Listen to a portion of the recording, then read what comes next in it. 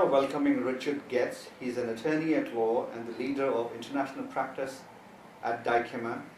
Richard, it's a pleasure to welcome you. Thank you very much. It's a pleasure to be here.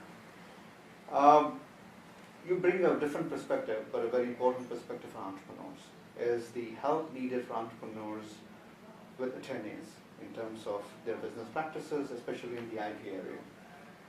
Wanted to understand from you, what is your take for entrepreneurs struggle with this side of the business, and how do you help them? Well, it's important that whoever's working with an entrepreneur brings value to the experience for the entrepreneur. If we have the lawyers, the accountants, the advisors that they cross paths with aren't adding value to the process, then they need to find someone else. Some of that value may not be increased profitability or increased asset value, but rather the avoidance of risk.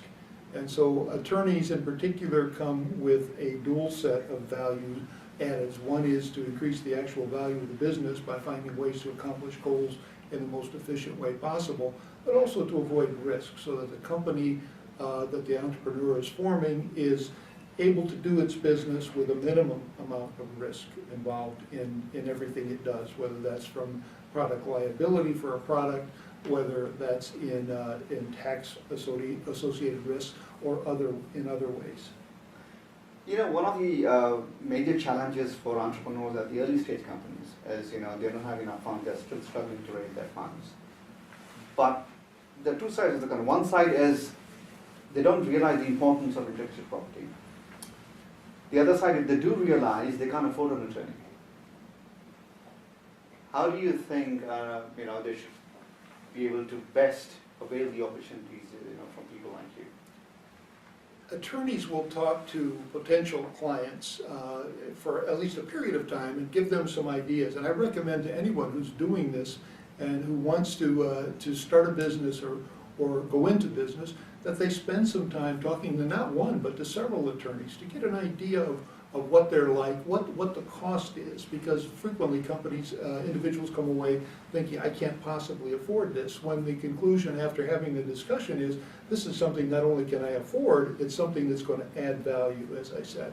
So it is part of the value equation, and it's critically important because the intellectual property may be the most valuable asset the company has. Protecting it, using it efficiently, and making sure that it's not usurped or taken by someone else is critically important.